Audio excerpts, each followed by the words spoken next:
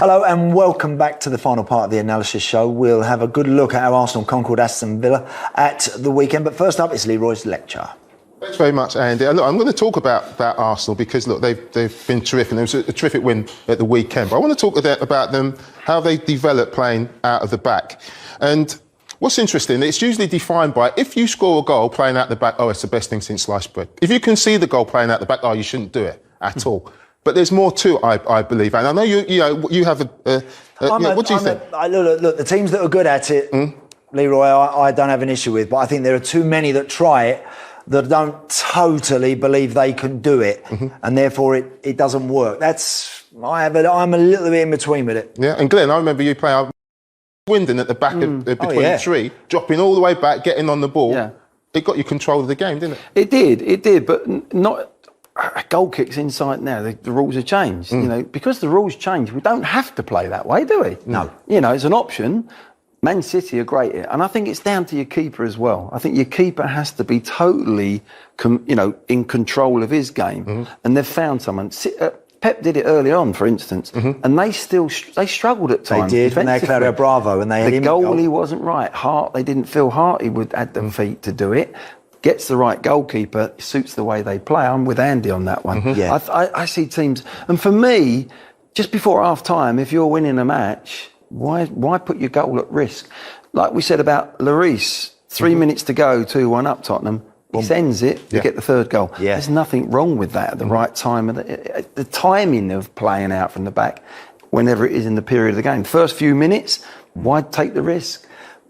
But Leroy, Arsenal are adamant about it, aren't they? They are. And Glenn, you said it there, it's about your goalkeeper. And at the weekend, Bernd Leno was back in the side. And I've just got some clips with Aaron Ramsdale, who's missing through a hip injury at the weekend. And I'm just going to play this through. This is early on in the season. I'm just going to show you the players who are up there. You've got Aubameyang, you've got Lacazette, you've got Saka, you've got Smith-Rowe. Now, these lads don't want the ball played from back to front too often because they're going to lose those duels. But as we play it on, Ramsdale, he gets on the ball. I love the way that he moves. I'm just going to slow it down because he's confident to get the ball outside line of his goal so he doesn't feel threatened. If he gives it away, it's going to just go off for a goal kick. And he plays the ball into that space, right into the feet of Saka because they've made the pitch nice and big. They get good possession and they're often playing. And the pitch is nice and big and they've got good possession. And that's what they want, Arsenal. Because they haven't got that big centre forward. And they've got control of the game. Now, the more you play like this in the 90 minutes, the more you suck the energy out of the opposition. We played against sides who kept the ball and that you all of a sudden you feel like you're playing at half pace.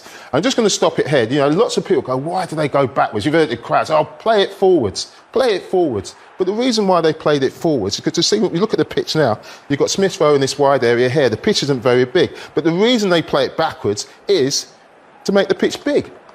So all of a sudden now they've gone from a throw and they spread out. Tavares has come out wide now and they're just going to pause it now. Now that's where they want to be as an Arsenal side. Because they haven't got any sides and they're not great in the air, this is where Smith-Rowe, if he gets the ball, he'll be happy with a one-on-one with Marty in this position. You've got Aubameyang in there. Evans, if he gets it into his feet, he'll fancy himself. Saka's in loads of space in that wide area. Almost one-on-one all around the pitch. Now, for Arsenal, that's where they want to be in good possession. Even though the ball's in their own box, they're happy there. And they'll feel, right, if we can get good quality out, I'm just going to pause it there because you've got to remember, you're 1, 2, 3, 4, 5, 6, 7, really, against 5. Now, any professional football team, Glenn, I don't know what you think, 7 against 5, you should be keeping the ball all day long.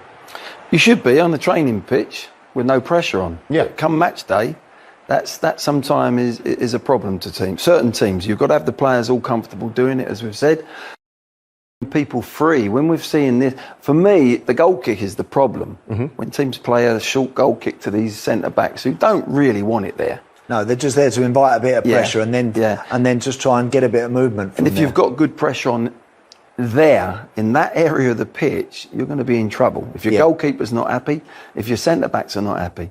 But, you know, there's certain times when you once you've got free, if he gets turned and he can play forward, it works perfectly well. And that's where teams, it's the chicken and the egg. Can they press so that they can put that pressure on really high up in the penalty area? And if they don't get it right, they're played through. But it's a real 50-50. Risk and reward. It's risk and reward, but I think that's why Arteta went and spent big money on the likes of Ramsdale and Ben White. so they're more comfortable at the back, and they are. And as he gets it here, goes into Ben White, they play out the back, and they get out in good possession. And to be honest, that's what Ramsdale has brought. I mean, he's a good goalkeeper. They're talking about him playing for England now. They get out in good possession. And that's something that Arsenal have developed, because they were awful at it last season. Yeah. I was just thinking about the game at the weekend. I'm just going to pause it here, because the game at the weekend is Bernd Leno's back in goal. And this is that situation, Glenn, you're talking about. Leno's back in goal with a goal kick. So a dead ball. Yeah. You know, where the opposition get a chance to maybe lie in wait a little bit, Leroy, and invite you to play, and then come and pressurise you. Absolutely, and I just felt that Arsenal had to defend. By the way, and they did it. They've defended really well second half because Leno was in goal, and because there was that lack of confidence in him as well. Now, I'm just going to play this on in real time. You see the indecision there. He's put the ball down, and they're waiting. Ben White's made a little move. He's not going to give it. Is he going to give it? No, I'm going to kick it. I'm going to pause it there because I think that's poor. I think they need to get up first and foremost. You're kicking it from a position where the two centre-halves are still in the 6-yard box. And just get them up. If you're going to kick it, do it organised. So you're getting players up the pitch, and you're condensing the pitch, and then you can contest that ball. But they don't. And what happens there is, and this happened on numerous occasions, he goes through the keeper. Okay, no problem. You can get your shape and get up the pitch. And it actually put pressure on Arsenal. Leroy, do you think, just pause that there, mate, Yeah. one sec. Do you think that, so your number 2 goalkeeper's coming in, he's not as comfortable with the ball as Ramsdale is? Yeah. Does he have to try and do what Ramsdale has been doing, or does he do what he feels he's better at?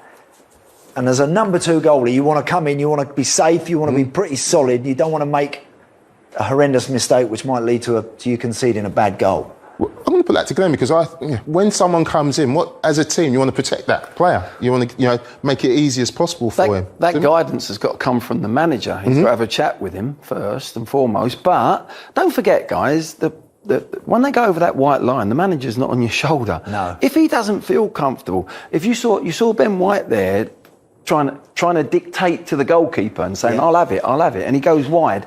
In the end, you've got to say, if you're not happy, no, up you go. And you're right, absolutely right. Get them up first. I see people, if you kick that ball in there and it's 50-50, you're open. Yeah, your two centre-backs are way off your centre-forwards. Yeah.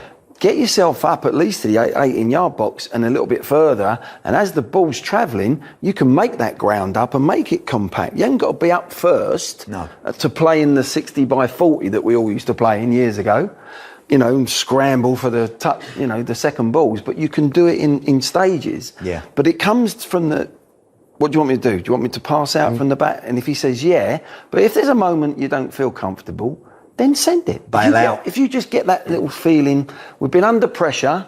Yeah. We've been under pressure for 5 minutes now. Up you go, boys. That's my argument with it, Leroy. It's the bailing out when it doesn't quite go to plan.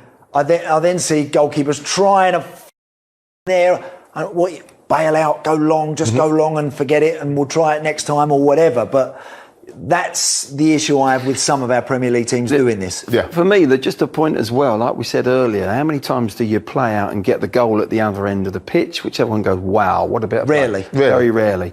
And how many times you see 8 passes around the penalty area from a goal kick, and in the end, what happens? One of them players in the end goes boom, bang, or the goalie. Yeah, I've had enough of this now. It goes boom, and you're open. Yeah. So it's really a delicate one. But if you can get defenders turned on the ball, playing forward, you can play out from the back. Yeah, absolutely. And the point with this, Glenn, is that obviously the ball comes back in, and they give away a throw like 2 yards out, and they're back under pressure. But just finally, this is the one that, again. And he does it again. Look, he's in the position, they want the ball. And do you know what? He decides, no, I'm not going to do it. He bails out of it. And he's going to kick it long. I'm going to pause it there. Go on, Glenn. This lad here. Yeah, it looks like Tierney, Glenn, I think. Tierney, this was interesting. Tierney's gone from this wide bit. Now, if you're playing out, it's not just these 2 players, the centre-backs. This player has to be right out wide. That full-back, the right opposite full-back, needs to be out wide so that if they want to try and they can clip it over the top. But he's decided before even Before they even know, he's going long. He's coming in. Yeah. He's going like, I'm not. So he can't play it out. And if he plays it to him here, he hasn't got any support. No. He's in the wrong position. So you've got to get that. That's been missing from Arsenal. You feel, oh, they've got to play well every single game to get a result. They didn't play great second half against Villa, but they never looked in any danger. They kept the clean sheet and they got the points. Do you think, Leroy, that because I'm not sure exactly how long Aaron Ramsdale's going to be out, but I'm assuming, and I heard a couple of weeks or so, obviously he's going to miss the international duty, and so if he's going to be out for a week or two more, Bernd Leno's going to play. Do you think by that time Arteta will have wanted and encouraged him to be braver and play a little bit more? I think he will. I think Mikel Arteta will want him to play at the back. Now, I think that might be a little bit of a mistake, because I think as an opposition manager, you're going to say, go and put pressure on. They will play. Allow them to play that first ball at the back, because Ramsdale has transformed the way that team plays. Glenn, I'm with you. That's what I was going to say. Lay traps. If whoever's playing Arsenal with him in goal, Crystal Palace and Brighton next two. Lay traps. Lay traps. Don't go and smother them. Don't go and press them that they don't play it and he plays it long. Yeah. Go and let one of them be spare. And he plays it, and then you've worked at press, back to the goalkeeper, go and press him. Yeah. So you lay a trap there, you don't nullify it and say, let's stop them playing. You want them to play out, in actual fact. Yeah. You're encouraging them to play out. Instead of putting your strikers, covering them, leave one, and whoever the one is you think's not good on the ball, let him have it. Let him be spare, and then you go and press hard. If it goes back to the keeper, nearest man, go and press him. Go and press him. Interesting stuff. Leroy, really interesting that. Thank you very much. We'll keep our eye on that over the next few weeks, particularly if Bernd Leno, of course, is still in between the posts for Arsenal. Look, Glenn, it was a big win for them, having just gotten beaten by Liverpool, where they never quite convinced at the top of the field against Liverpool. It was a big win for them to respond in the way that they did. It was. Again, there's been a lot of talk and a lot of focus on Bukayo Saka, the way that he's been playing, the way that he's developing. A lot of talk after the... And Steven Gerrard made some quotes about, he's got to get used to, because I think the player said, I might need a bit of protection. Sort of alluded to that, the sort of attention that he's getting from opposing players. And Steven Gerrard said, well, you'll get used to it if you're around for long enough, sort of thing. That kind of stuff, Yeah. How impressed have you been with him, Glenn, Saka? I've been impressed with him because to me, he looks like the real deal. He looks like somebody who's going to have longevity as a player. He's clever. He knows positions. He's been brought up well through the academy and understands the game. There's a few players that have hit the scenes earlier, and I'm thinking everyone went wild about them, and I'm like, hang on a minute. Yep. I haven't seen what I'm seeing in Saka. Yep. Hudson-Odoi, I'll give you an example. Everyone went mad about him at the beginning. I kept it a little bit under the bar. Yep. Thought, he's still got a lot to learn. But this kid, I think, has got it all. I think he's going to learn. I think the other boys got it as well. Smith Rowe. I think they're it's about their intelligence as footballers, not just the talent that they've got.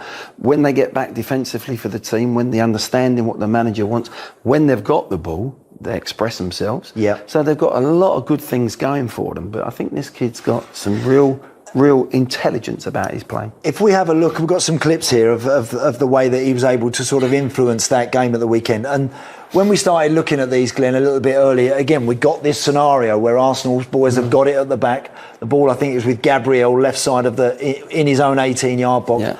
How high, Glenn, and how wide the likes of Saka and Smith Rowe are. They're.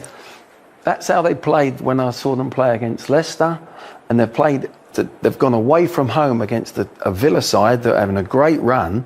That was bold to play that wide and that.